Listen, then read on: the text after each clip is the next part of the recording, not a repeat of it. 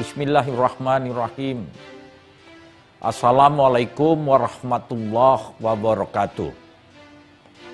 Salam sejahtera bagi kita semua. Om Swastiastu, Namo Buddhaya. Salam kebajikan. Saya Edi Rahmayadi, Gubernur Sumatera Utara, menghimbau kepada seluruh saudara-saudaraku, masyarakat Sumatera Utara yang saya cintai, agar tidak mudik, baik keluar dari Sumatera Utara maupun masuk ke Sumatera Utara. Ini bertujuan untuk memutus mata rantai penyebaran COVID-19. Saya mohon kepada saudara-saudaraku, ini untuk kebaikan kita bersama.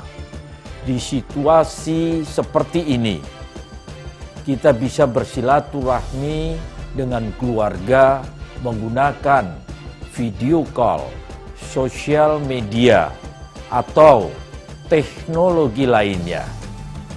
Tidak harus berkunjung ke rumah keluarga. Jadilah pahlawan untuk melindungi diri, keluarga, juga Sumatera Utara yang kita cintai ini.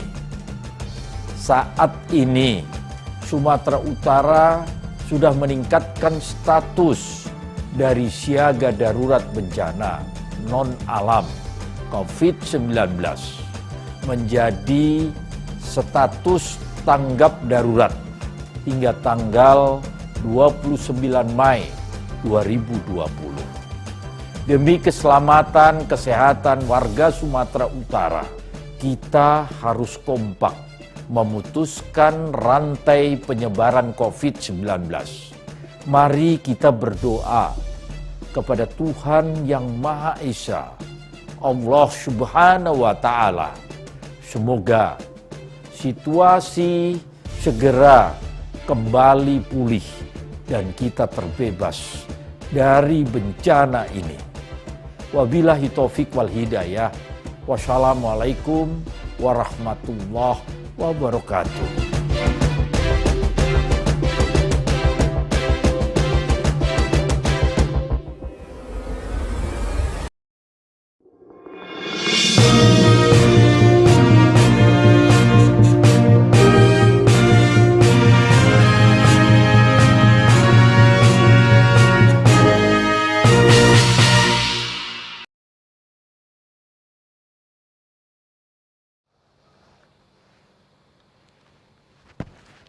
Bismillahirrahmanirrahim. Assalamualaikum warahmatullahi wabarakatuh. Salam sejahtera bagi kita semua. Selamat sore pemirsa dimanapun Anda berada. Pada kesempatan sore yang berbahagia ini, semoga kita semua dalam kondisi yang baik dan sehat. Pemirsa, warga masyarakat Sumatera Utara yang saya hormati dan saya banggakan, di masa tanggap darurat COVID-19 di Provinsi Sumatera Utara ini yang berlaku sampai dengan 29 Mei 2020, sampai saat ini belum ada penurunan angka penderita COVID yang dirawat di rumah sakit. Kasus baru COVID juga masih terjadi, virus corona masih ada di sekitaran kita. Banyak sudah bukti orang-orang yang tidak merasakan keluhan gejala, namun saat diperiksa mendapatkan hasil yang positif. Untuk itu, agar warga masyarakat Sumatera Utara tetap waspada, tetap bersabar, dan tetap berdisiplin dalam melindungi diri dan keluarga dari penularan virus corona. Virus corona akan semakin sulit dibasmi kalau dengan mudah dia menemukan inangnya yang baru, yaitu orang-orang yang tidak menggunakan masker dan orang-orang yang tidak menjaga jarak. Di dalam tubuh penderita baru tersebut, virus akan memperbanyak diri dan selanjutnya akan menularkan kembali kepada orang-orang di sekitarnya. Bila rantai ini berjalan terus, maka pandemi COVID-19 tidak akan berakhir dan dampak kerugian akibat virus corona akan semakin besar. Baik dampak ekonomi, sosial, budaya, pendidikan, dan kesehatan. Satu-satunya cara memberantas COVID-19 adalah dengan memutus rantai penularannya.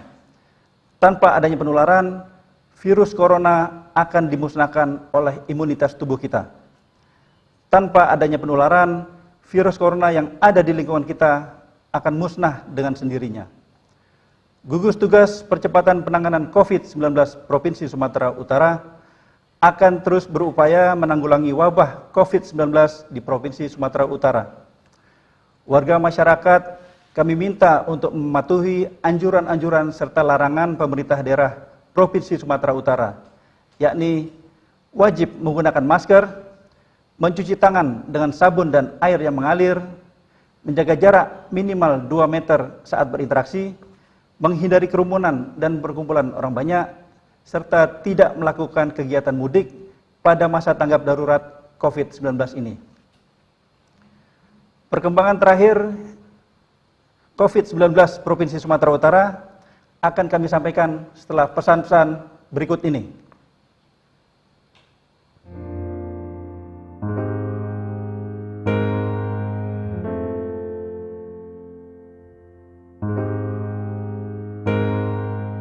Assalamualaikum warahmatullahi wabarakatuh. Warga Sumatera Utara yang saya cintai, pemerintah Provinsi Sumatera Utara telah melakukan langkah serius dan melibatkan banyak pihak untuk menghadapi pandemi COVID-19.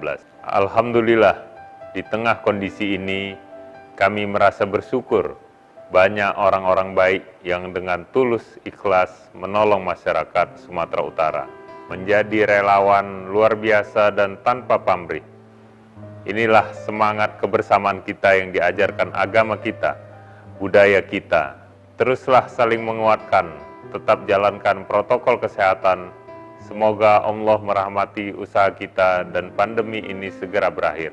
Assalamualaikum warahmatullahi wabarakatuh. Bersama kita bisa.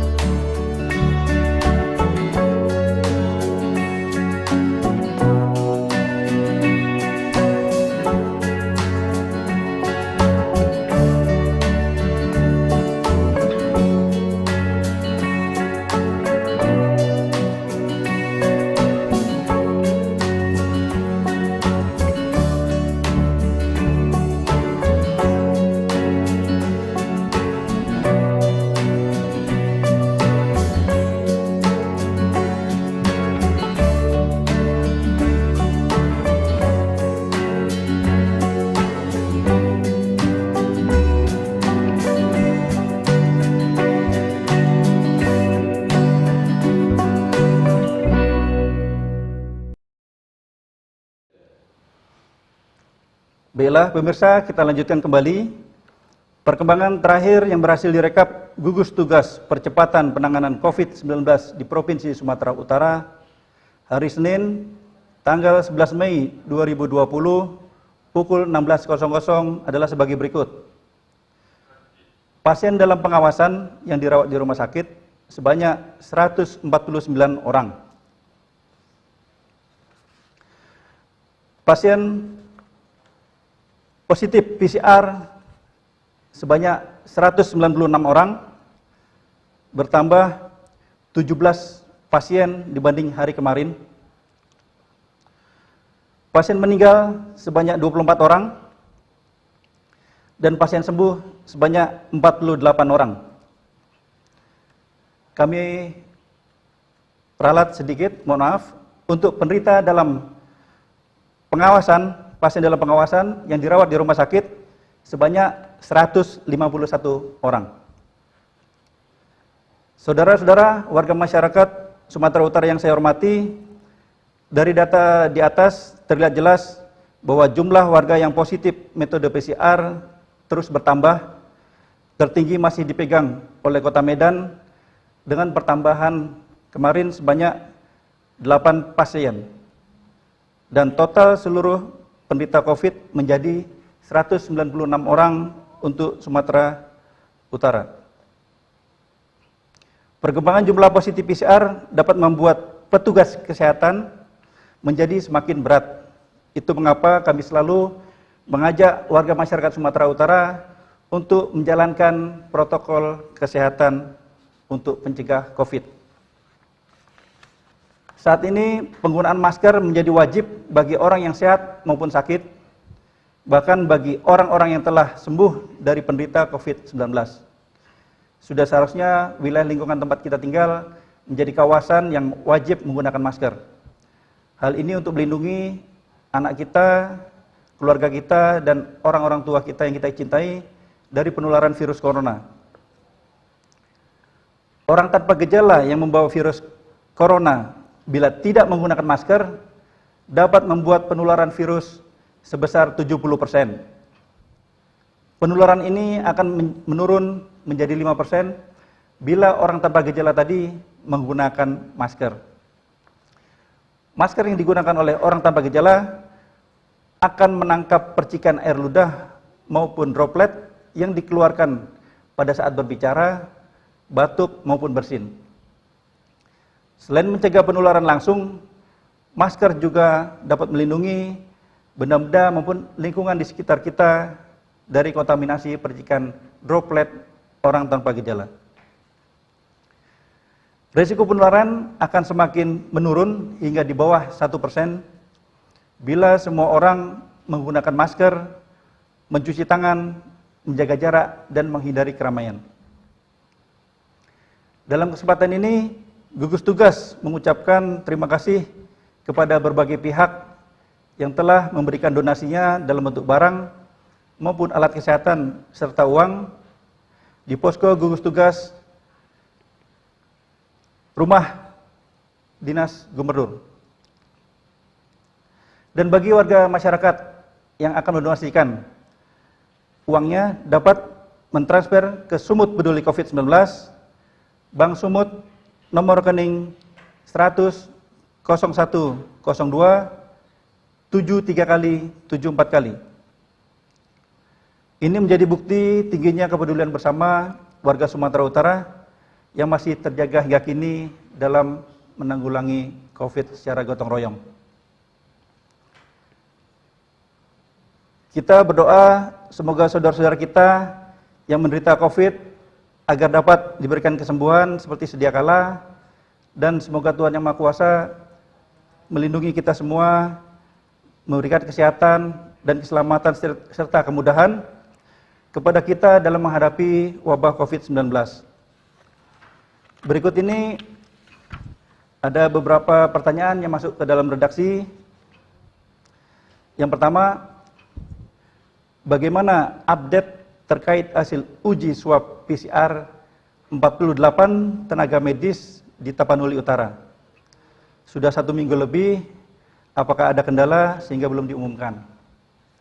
Sudah kita konfirmasi ke bagian laboratorium bahwa ke-48 spesimen swab PCR tenaga medis di Tapanuli Utara sampai saat ini masih dalam proses pengerjaan. Memang terkadang dalam pengerjaan didapatkan adanya kendala, adanya kekosongan dari reagensia. Karena ada beberapa reagensia yang harus dipenuhi dalam pemeriksaan PCR. Berikutnya ada pertanyaan soal doa bersama, apa yang melatar belakangi gerakan tersebut dan seberapa efektif dampak yang diharapkan. Kita warga masyarakat Sumatera Utara adalah insan yang beragama dan beriman, dan tentunya kita mempercayai bahwa kehendak Tuhan itu adalah yang utama. Seberapa besar kita bekerja, kita berusaha tanpa diiringi doa, maka hasilnya tidak akan bisa maksimal. Selanjutnya ada pertanyaan, di Sumut sudah ada 24 yang meninggal, sementara pasien yang positif baru 179. Ulangi, hari ini sudah 196. Jika dibandingkan dengan provinsi lain yang lebih banyak jumlah pasien positif, persentase kematian di Sumut sangat tinggi. Kenapa bisa demikian? Banyak faktor yang mempengaruhi dalam hal kematian pasien tersebut. Yang pertama, dari sumber daya manusia. Yang kedua, dari fasilitas yang kita miliki. Dan yang ketiga adalah dari kondisi pasien yang bersangkutan. Untuk pasien-pasien yang dengan resiko tinggi, dengan komorbid, usia tua, memiliki penyakit kronis, maka tentu angka kematiannya akan semakin tinggi. Demikian juga untuk penderita-penderita COVID yang dirawat di rumah sakit di luar rujukan juga memiliki risiko yang tinggi untuk kematian apabila tidak ditangani secara maksimal.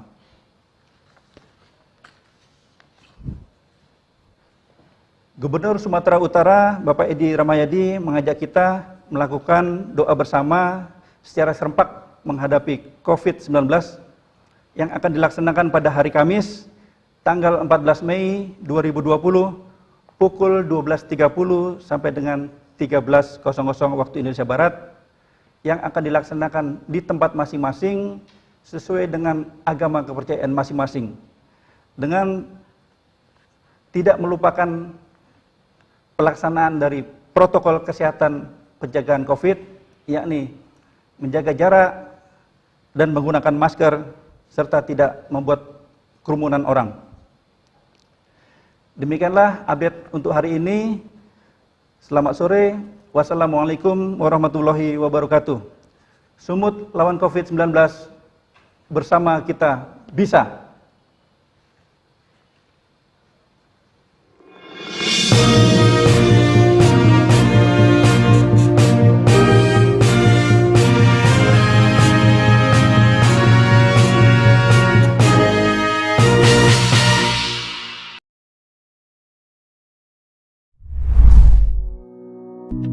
Wabah virus corona bisa kita hindari bila mereka yang terkena penyakit ini melakukan isolasi diri. Tidak semua pasien corona harus dirawat di rumah sakit. Mereka yang tidak termasuk kelompok rentan cukup melakukan isolasi diri di rumah. Protokol isolasi diri sendiri dalam penanganan COVID-19.